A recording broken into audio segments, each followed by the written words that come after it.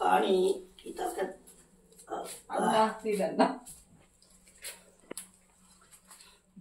ఏమన్నా సందున్నదా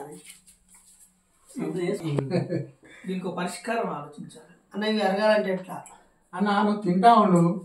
ఇప్పటిదాకా చెప్పిన ముచ్చట నేను ఒక పాట పాడతాను. మేస్త్రీలు ఇండ్లు అన్నారు అన్న. ఈ మేస్త్రీలు పడే బాధలు ఎట్లుంటాయి, కట్టుకున్న వాళ్ళ బాధలు ఎట్లుంటాయి, మళ్ళీ కట్టి అమ్ముకున్న వాళ్ళ కంటే ఈ కట్టుకున్న వాళ్ళు మేస్త్రీలే ఎక్కువ బాధపడతారు. ఆ శ్రమజీవులు మేస్త్రి కష్టం చూస్తుంటే ఈ మధ్య నేను ఒక పాట విన్నా, చాలా బాగుంది.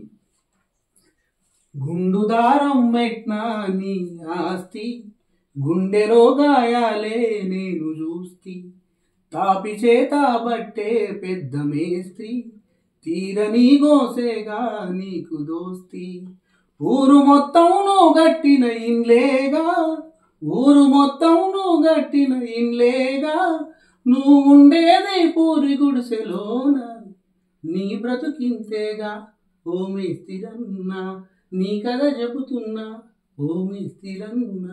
గుండు దారం పెట్టినా నీ ఆస్తి, గుండెలో గాయాలే నేను చూస్తి, తాపి చేత బట్టే పెద్ద మేస్తి, తీరని గోసేగా నీకు దోస్తి.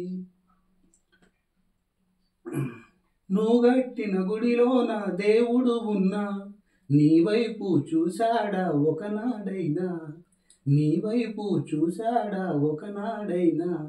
బడి బంధుల నిర్మించే బ్రహ్మవు నీవు, నీ కొడుకే ఆ బడికెళ్ళడు స్తోమత లేక, నీ కొడుకే ఆ బడికెళ్ళడు స్తోమత లేక. తాళ్ళు కర్రలతో మేడాలే కట్టి, తీరని అంచులలో తీరక పని చేస్తూ,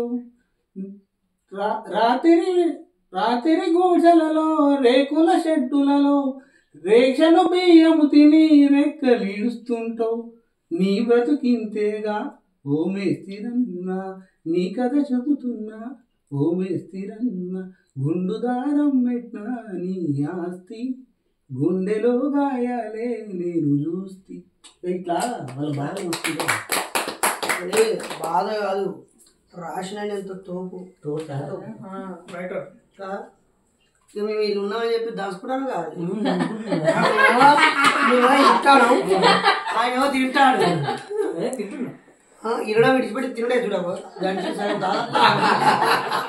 అడ్డ కడుపులోకి స్టార్ట్ అవుతుంది చూడు వాళ్ళ.